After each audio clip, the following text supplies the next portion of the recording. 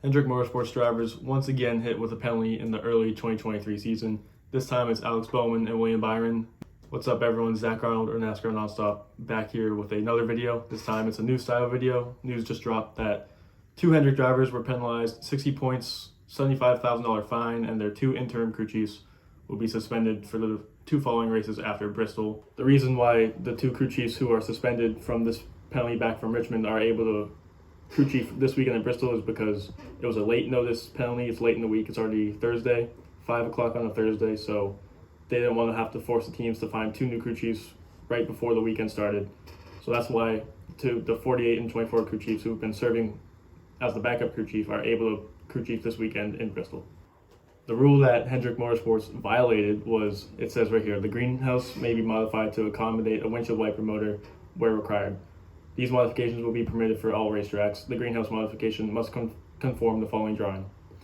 So after looking at this diagram for a little bit, if you see the orange box and the words under it, it says the greenhouse upper dash flange can be trimmed within shaded area for windshield wiper motor packaging.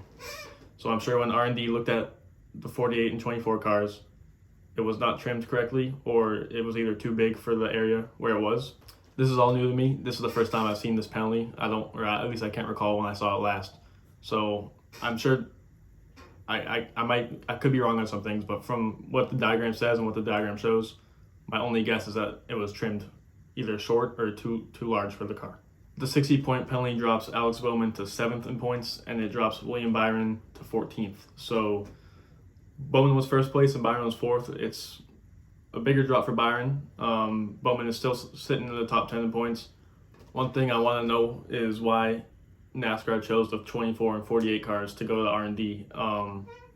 We saw that Hendrick won the appeal. A lot of people in my comments and a lot of people on social media are saying this is a retaliation for losing the appeal for the last penalty.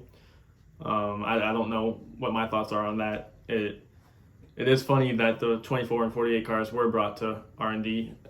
I don't know who chose that or if it's random. I don't think it's random. I think NASCAR can choose whatever they want to go to R&D. So far through the 6, 7, or 8 races we've had in the season, we've seen a lot of penalties. We saw the Hendrick penalty after Phoenix, Justin Haley along with that, and then Denny Hamlin after, that was also Phoenix. Three big penalties from Phoenix. All the appeals are out from that. Hendrick won the first appeal. Justin Haley and Denny Hamlin have lost their appeals. Those came out. The Denny Hamlin news came out today, and Justin Haley was yesterday. NASCAR fans are very upset on, especially the Justin Haley penalty, because it seems like Justin Haley's penalty and Hendrick Motorsports' penalty were the same, but Hendrick won and Justin Haley lost. I am excited to see if Hendrick Motorsports will appeal this current penalty to the 24 and 48 cars, depending on how the appeal goes. I mean, they won the last one. I'm not sure why they wouldn't appeal this one. Whatever happens, NASCAR fans will be very happy or very mad based off who wins the appeal. We've seen a lot of frustration over the last 2 weeks with appeals that have came out. Who won, who lost. Hendrick Motorsports won the big penalty from Phoenix. Justin Haley lost the penalty from Phoenix.